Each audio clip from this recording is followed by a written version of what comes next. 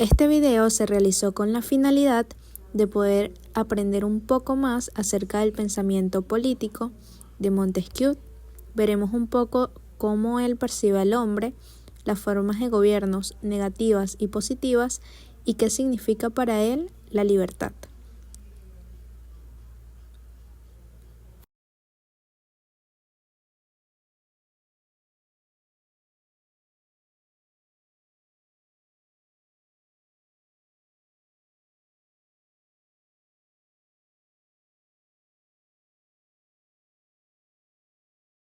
En primer lugar debemos de saber quién fue Montesquieu.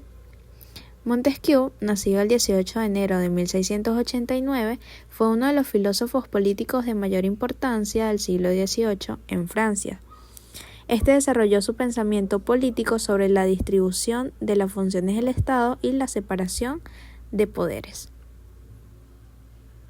Montesquieu utiliza un método relativista y realista, tomando como referencia el pensamiento aristotélico. Acepta las diversas leyes y costumbres de la sociedad y busca comprender cómo éstas funcionan en un contexto determinado. Busca relacionar la ley con el lugar, ya que cada ley tiene que estar en relación con el país donde se aplica. Su clima, su naturaleza y su gente son fundamentales, ya que al adaptarse estas leyes a las características y necesidades de cada lugar, se vuelven eficaces y justas. Montesquieu define dos tipos de leyes, las leyes naturales y las leyes positivas. Las leyes naturales son principios inmutables que gobiernan el mundo y el comportamiento de las personas. Las leyes positivas son aquellas creadas por el hombre, es decir, legislaturas o cualquier otro organismo de gobierno. Otro tema importante para abordar es la verdadera función que debe cumplir un rey. El rey es el responsable de garantizar la implementación justa y coherente de la ley. El monarca no debe estar por encima de la ley, sino más bien encarnar sus principios y defender la justicia de todo el reino. Para avanzar, es importante definir cómo Montesquieu percibe al hombre. Lo reconoce como un ser social, diverso y adaptable, moldeado por su entorno y que está buscando la libertad, seguridad y el progreso.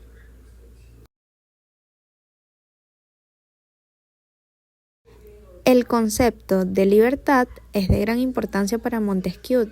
Lo define como el poder hacer lo que las leyes permiten, y si se violan estas leyes no se tendría más libertad.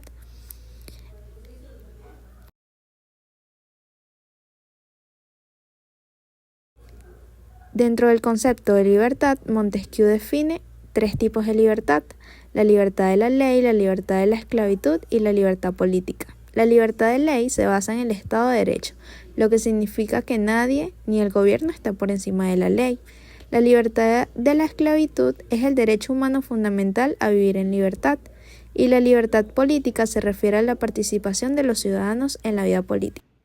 ¿Por qué no se daba la libertad en Roma? Solo los patricios, es decir, aquellas personas que formaban parte de la élite romana y disfrutaban de ciertos privilegios, eran los que poseían o podían tener empleos religiosos, políticos, civiles y militares. El consulado, por otra parte, también poseía cualidades exorbitantes de poder.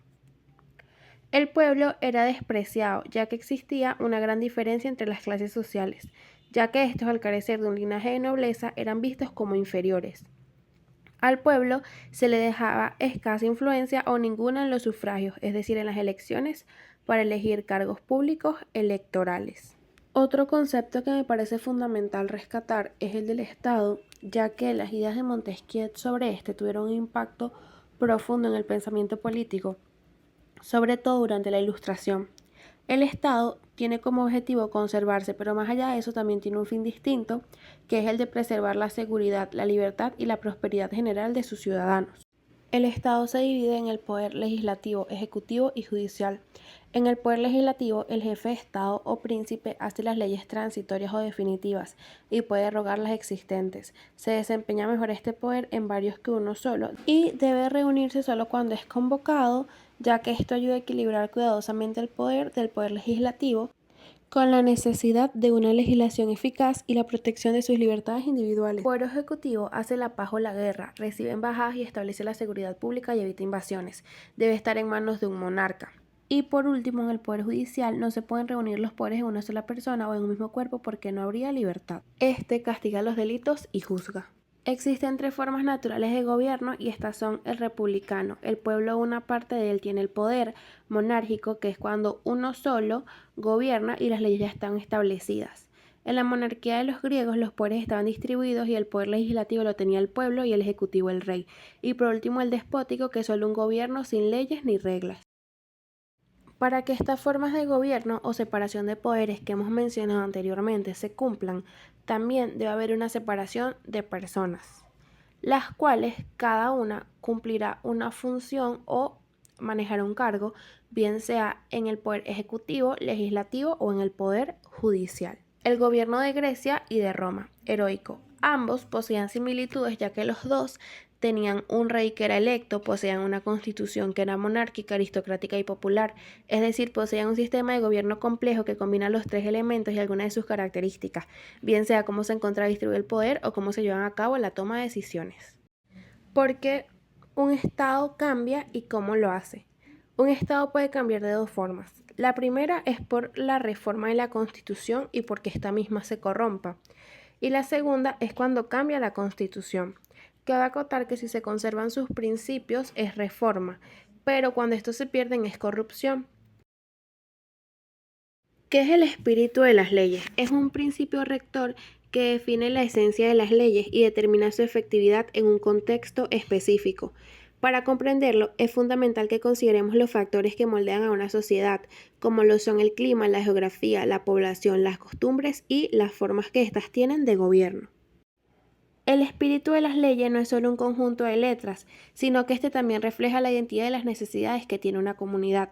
Si las leyes se alejan de este espíritu, perderán su eficacia y podrán generar conflictos sociales.